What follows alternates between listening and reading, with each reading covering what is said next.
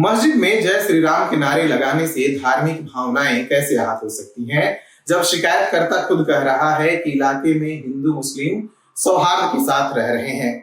ये कहते हुए मस्जिद में कथित तौर पर जय श्री राम के नारे लगाने के लिए आईपीसी की धारा 295(a) के तहत आरोपी बनाए गए 2 लोगों के खिलाफ कर्नाटक हाईकोर्ट ने मामला खारिज कर दिया। घटना 24 सितंबर 2023 की है। रात लगभग 10:50 पर कुछ अज्ञात लोग कदाबा मारदाला स्थित मस्जिद में घुसे और जय श्री राम के नारे लगाए।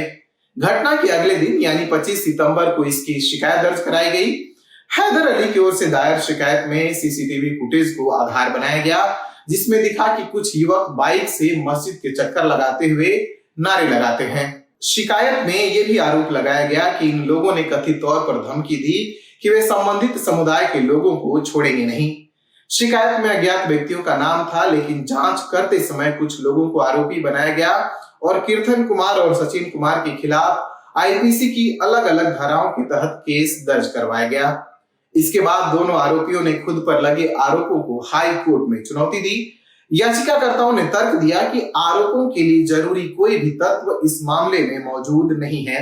आईपीसी की धारा 447 के तहत अपराध जो आपराधिक अतिक्रमण से संबंधित है नहीं बनता, क्योंकि मस्जिद सार्वजनिक जगह है और इसमें प्रवेश का मतलब आपराधिक अतिक्रमण नहीं हो सकता।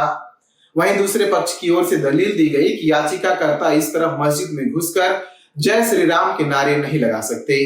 हाईकोर्ट में मामले की सुनवाई करते हुए जस्टिस नाग प्रसन्ना ने कहा, धारा 295(a) जानबूझकर और दुर्भावनापूर्ण कृत्यों से संबंधित है, जिसका उद्देश्य किसी वर्ग के धर्म या धार्मिक विश्वासों का अपमान करके उसकी धार्मिक भावनाओं को आहत करना है।